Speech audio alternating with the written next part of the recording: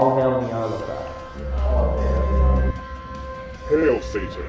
Hail Satan! Setanisasi atau ajakan untuk menyembah setan dan iblis bisa dilakukan dengan banyak cara. Medium budaya seperti film dan musik sering menjadi pilihan utama karena dinilai efektif dalam perspektif kuantitas penikmatnya yang luar biasa besar.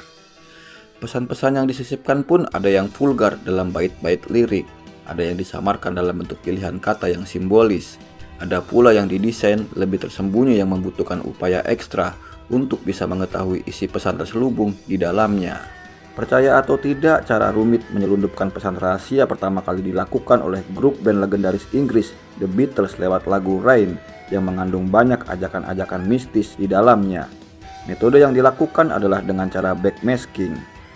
Lalu, apa itu backmasking? Backmasking merupakan metode mengetahui adanya pesan-pesan rahasia dengan cara memundurkan sebuah lagu. Teknik ini disebut pula dengan teknik reversive. Ketika teknik ini dilakukan, maka alunan, nada vokal, dan instrumen akan terdengar kacau sehingga dibutuhkan konsentrasi dan alat untuk bisa menjernihkan suara yang terdengar. Tidak semua bisa terdengar jelas, namun memang ada yang gamblang terdengar. Terkadang, memang si pendengar akan berimajinasi dan membentuk persepsi sendiri terhadap nada yang didengarnya. Terlebih ketika ada bantuan teks tertulis yang ditayangkan ketika sedang mendengar nada-nada absurd itu, maka otak manusia memang cenderung mencari keterkaitan dan bahkan mungkin membenarkan teks-teks yang ditayangkan. Ada istilah dalam psikologi, Anda akan melihat apa yang ingin dilihat dan mendengar apa yang ingin didengar. Apa itu artinya? Akan ada penggiringan persepsi ketika mendengar sebuah backmasking lagu yang dipercaya disisipi pesan-pesan rahasia. Semua tergantung persepsi yang Anda bentuk di dalam pikiran Anda. Banyak lagu dari artis-artis ternama yang diduga menggunakan backmasking dalam lagu-lagu mereka untuk menyampaikan pesan tersembunyi, yaitu Billie Eilish dalam lagu Bury a Friend dikatakan memiliki elemen audio tersembunyi yang mencerminkan tema gelap dan emosional dalam albumnya.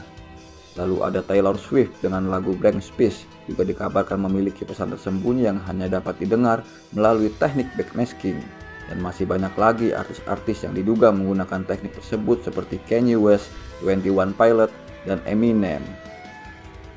Dan dalam artis dalam negeri, salah satu hits internasional yang diduga mengandung sisipan pesan rahasia setanisasi adalah milik Agnes Monica lewat lagu Hide and Seek yang cukup populer secara global.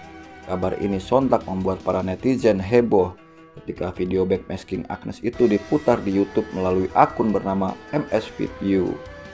Video itu diunggah di kanal tersebut sudah ditonton lebih dari 60.000 kali.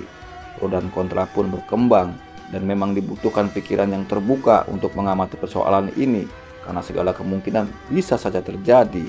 Hasil pembalikan lagu Hide and Seek menurut pemilik akun misterius tersebut mengandung lirik-lirik ajakan memuja sang raja iblis yaitu Lucifer.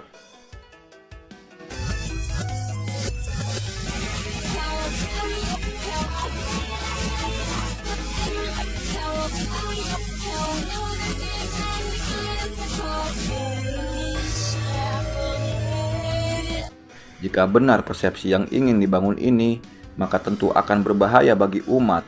Tapi memang ketika mendengarkan langsung hasil backmasking lagu Hide and Seek tersebut, penerjemah lirik sebagaimana yang dipersepsikan si pemilik akun, hasilnya tidak terdengar jelas. Bahkan banyak pihak yang skeptis menyebutnya ngawur. Sekali lagi, memang dengan adanya teks tertulis di layar, seolah-olah kita yang mendengarkan lirik yang telah dibalik tersebut merasa digiring untuk membenarkan isi teks yang ditampilkan. Meskipun harus diakui ada beberapa baris nada yang memang cukup jelas terdengar sama dengan isi teks yang dimaksudkan. Dugaan adanya pesan-pesan iblis di dalam lagu milik Agnes itu pun dikait-kaitkan dengan aksi sang artis yang seringkali membuat simbol-simbol Illuminati dalam berbagai kesempatan, di mana kelompok rahasia ini memang menjadikan Lucifer sebagai tuhannya. Seringkali Agnes dengan kedua telapak tangannya membentuk segitiga yang dipercaya sebagai simbol rahasia kelompok Illuminati. Tuduhan bahwa Agnes turut menjadi agen Illuminati sebagaimana yang diyakini terjadi juga pada Britney Spears, Rihanna, Jay-Z, Lady Gaga, Madonna, dan sejumlah artis boyband atau girl band K-pop bukannya tanpa bantahan. Yang pro Agnes mengajak kita berlogika, jika memang Agnes adalah agen Illuminati, Tak mungkin artis tersebut harus tertatih-tatih selama bertahun-tahun untuk bisa menjejak karir di kancah internasional. Visi Go internasional sudah dimulai Agnes sejak masih berusia belasan tahun, dan baru lama kemudian ia bisa menggapainya. Jika benar ada Illuminati di belakang Agnes, bukan tidak mungkin dia bisa menjadi bintang internasional bertahun-tahun yang lalu. Karena sudah bukan rahasia lagi bahwa petinggi-petinggi rahasia Illuminati menguasai industri media dan hiburan dunia.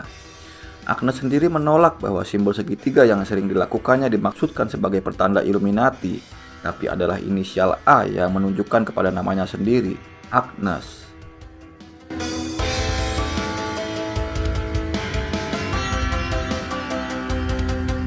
Anak-anak ibarat kapas, mereka bisa menyerap apa saja di sekitarnya, tanpa mampu menyaring apakah materi yang mereka konsumsi itu berbahaya atau tidak. Terlebih dengan ketidakpedulian orang tua pada zaman serba sibuk ini, maka jadilah anak-anak itu sebagai peniru terhebat di dunia. Mereka akan mencari role model dari para idolanya, meniru habis apa yang dilakukan dan juga apa yang dipuja oleh sang idola.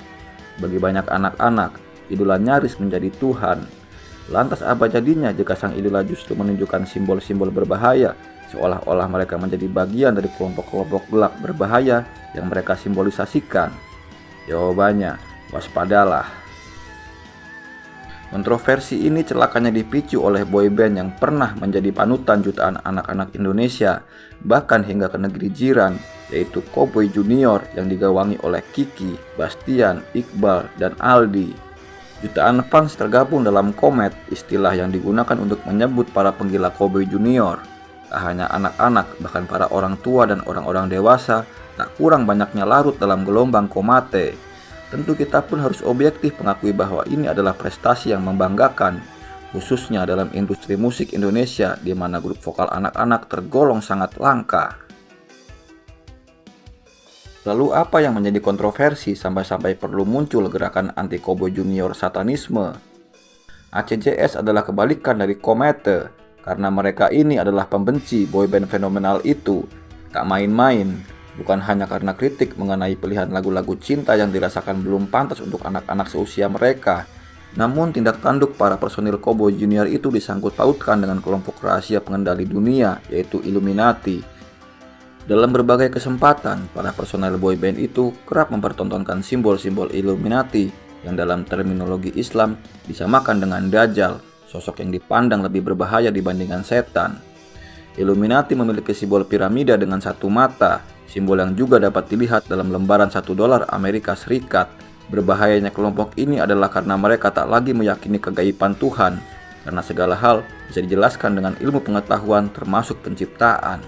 Bagi mereka, Tuhan tak memiliki peran sehebat ilmu pengetahuan. Jikapun ada yang mereka puja, maka dialah sang fallen angel, yaitu malaikat yang jatuh dari langit, sang arsitek agung Lucifer. Banyak orang yang menganggap bahaya Illuminati hanyalah omong kosong, dongeng para fanatik. Meskipun tanda-tanda keberadaan gerakan dan para pengikutnya belakangan ini semakin kentara di setiap aspek kehidupan masyarakat dunia. Nyaris dalam setiap sektor, tanda-tanda infiltrasi Illuminati muncul di mana-mana. Ekonomi, politik, agama, budaya, musik, film, media, bahkan sampai ke organisasi-organisasi global seperti PBB, IMF, WHO, dan banyak lagi. Tujuannya satu, membentuk dunia dalam satu pemerintahan tunggal, yaitu New World Order. Lalu, mengapa perlu takut dengan simbol? Bukan simbolnya yang membuat gentar, namun yang mengkhawatirkan adalah jika simbol-simbol itu sudah sedemikian memasyarakatnya, maka itu bisa mengubah persepsi banyak orang bahwa kelompok-kelompok yang diwakili oleh simbol-simbol itu bukanlah orang-orang yang perlu ditakuti. Bahkan bisa jadi pemasyarakatan simbol-simbol itu secara masif pada akhirnya akan membentuk persepsi bersahabat bagi orang-orang yang terpapar dengan simbol-simbol tersebut dalam jangka waktu yang lama. Contoh mudahnya, mengapa kita mengharamkan simbol palu dan arit beredar di masyarakat? Jawabannya, karena simbol-simbol itu bisa membangkitkan simpati bagi gerakan komunis yang diharamkan di negeri ini, bahkan oleh sebagian besar negara-negara di dunia. Mengapa di Eropa berlaku peraturan yang menghukum siapa saja yang lancang mempropagandakan simbol swastika? Jawabannya jelas, karena Eropa tak ingin lagi simpati pada Nazisme kembali berkibar. Sebegitu dahsyatnya dampak simbol-simbol berbahaya itu, tapi sayangnya banyak dari kita masih meremehkannya. Sikap apatis seperti inilah yang disukai bahkan terus disemangati oleh agen-agen Illuminati di seluruh dunia agar kita tak lagi harus takut pada ambisi mereka yang mengangkangi dunia, menjungkir-balikan keyakinan akan Tuhan. Sebaliknya kita diminta bersahabat dengan mereka. Nah, ketika idola seperti Kobo Junior ikut serta mempraktikkan simbol-simbol berbahaya seperti itu, bagaimana kita bisa menjamin jutaan anak-anak yang mengidolakan mereka tidak ikut-ikutan meniru puja-puji pada simbol Illuminati itu? Barangkali saja memang terkesan lebay menganggap Kobo Junior adalah agen Illuminati untuk menyesatkan persepsi anak-anak Indonesia. Dengan mudanya usia mereka, kemungkinan paling besar bisa jadi mereka hanya ikut-ikutan artis luar negeri yang memang rajin mempropagandakan simbol-simbol Illuminati. Hanya untuk gaya-gayaan kah? Bisa jadi. Pendapat ini pun diamini oleh pengamat musik ternama, Ben Sleo, yang sependapat bahwa perilaku anak-anak Kobo Junior itu menirukan simbol Illuminati hanya dikarenakan ketidaktahuan mereka saja. Sang manajer, Roy Manella, juga sepakat bahwa anak-anak asuhnya itu pada intinya tidak tahu simbol Illuminati itu artinya apa. Sesederhana itu memang, tetapi jika sekarang mereka telah mengetahui apa bahaya dari simbol-simbol itu, namun masih terus melakukannya, tentu persoalannya tak akan lagi sederhana. Apalagi salah satu personilnya, Iqbal, sempat bercita-cita menjadi ustadz, dan tak ada ustadz yang meremehkan bahaya gerakan dajjalisme modern dalam wujud budaya Illuminati. Jadi menurut pendapat Anda dari pembahasan Agnes Monica dan Kobo Junior, berbahayakah simbol-simbol Illuminati?